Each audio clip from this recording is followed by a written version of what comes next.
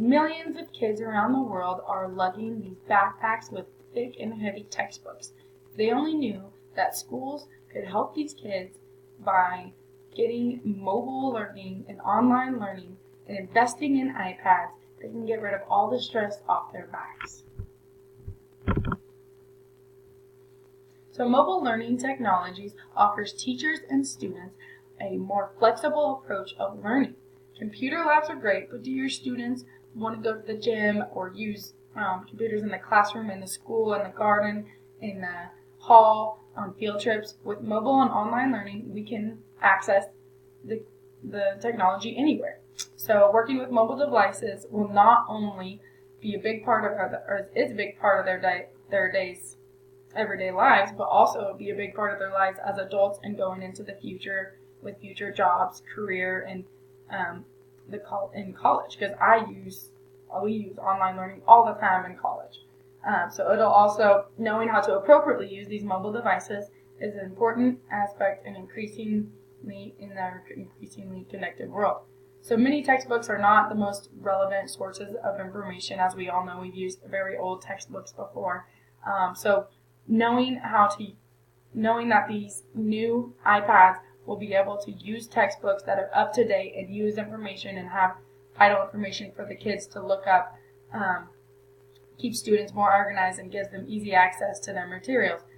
Many digital textbooks are constantly updating and are often more vivid, helpful, and creative, and a lot more cheaper than those old, heavy, thick textbooks.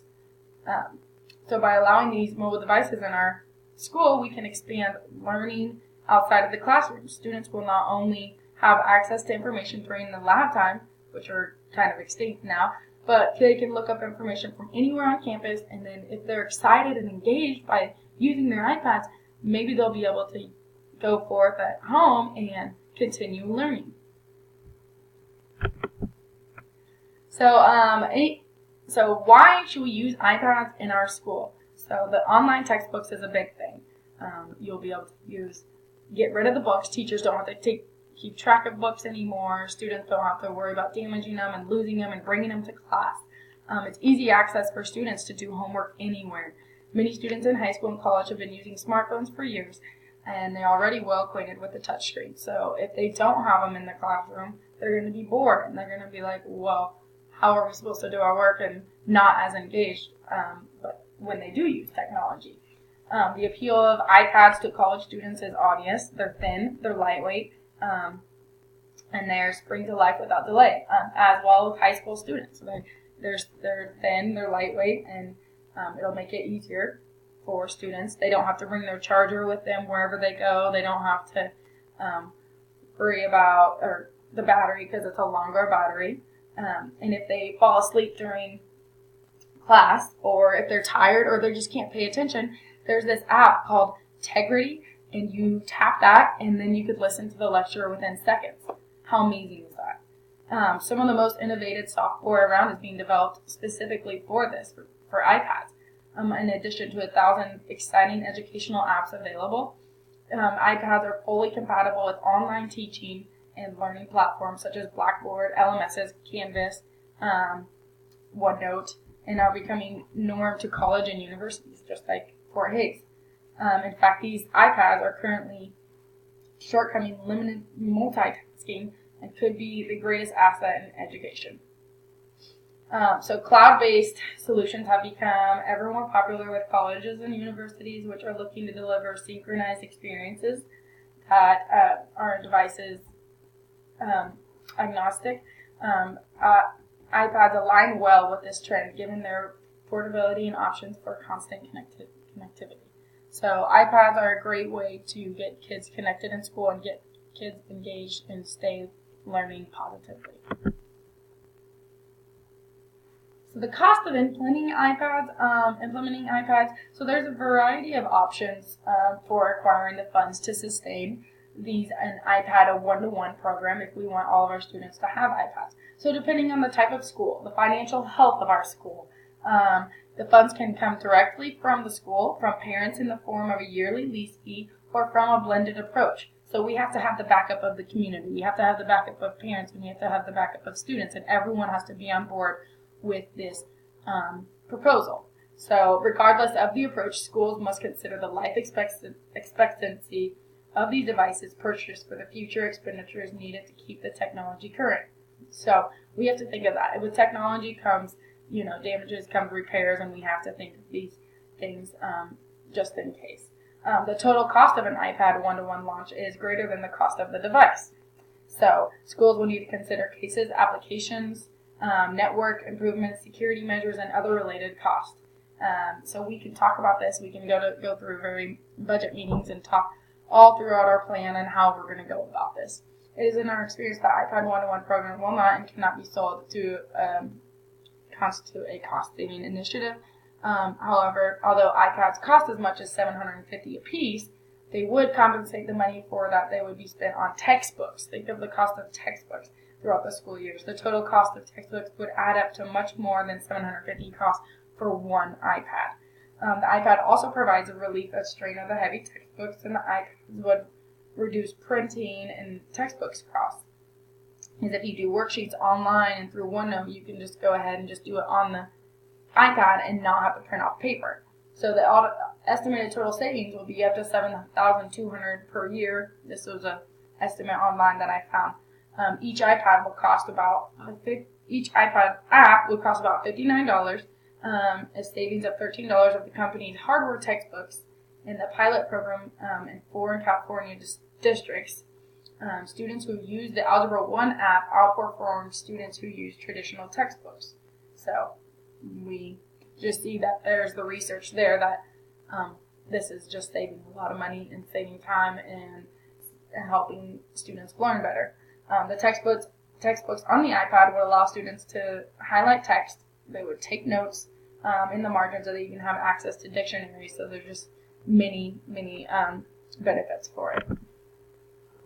So this is my proposal of how to do it the right way. This is how we're going to implement iPads into our schools the right way. So Discovery Education, it's a website. It helps school districts, so it'll help us develop our technology plans. So the professional development says that those plans often takes 3 to 5 years to implement, and the process starts with deciding how the technology can serve the education of the district students. All right. So some educators say that they've been willing to start buying tablets and iPads simply just for the shiny new toy factor, without first figuring out how to fit it into our curriculum. So what we need to do is fit it into our curriculum. So the first thing, teachers must be taught on how to use them further to further the student's education. So teachers must be taught to use these, because if the teachers don't know how to use them, they can't help the kids know how to use them. You can't simply just take the textbook away and say, here, replace it with an iPad, so just teach differently. No. Discovery Education provides teachers with a 3-year schedule for the training sessions they would receive with the iPad before using it in the classroom. Just providing a roadmap for people takes a level of anxiety off. So that would help a lot of the teachers, even though now some of the teachers are kind of technologically inclined and it can help, but with the older teachers, this Discovery Education would help. So the right tool for the kid is what we try to, the iPad is cheaper than some of the other mobile devices, but if we have a senior who's going to write a huge long English paper, we're going to have to get an iPad or a laptop available. So we have to know the right way and who needs to use it and who doesn't need to use it. So the freshmen to juniors will most likely use the iPads, while the seniors, when they're writing huge senior English papers, will use like laptops, which we can implement. Students will receive the tablets, and they have past security systems, like if they've received them first. So we have to have a good security system. We have to offer more detailed explanation on how to get these kids, what we want and what we don't want with these. There's some softwares, Caper, Suit, JMF software. It is an exercise that controls the software that controls the security. So locking down iPads isn't necessarily the primary strategy schools are relying on, but the arrival of the iPad and other technologies in the class has spawned a digital citizenship movement, which students are given education and some latitude and proper ways to use the devices that they've received. So the impact on our school of how these iPads would help and benefit our teachers and our students. So online learning gives students access to education regardless of where they are compared to the traditional learning. Furthermore, online learning offers the promise of providing the optimal course pacing to fit every student needs. While this form of education is beneficial to the students and the instructors, it has a few, so it's not right for everyone, a few downfalls, but it's not right for everyone, like the seniors English paper.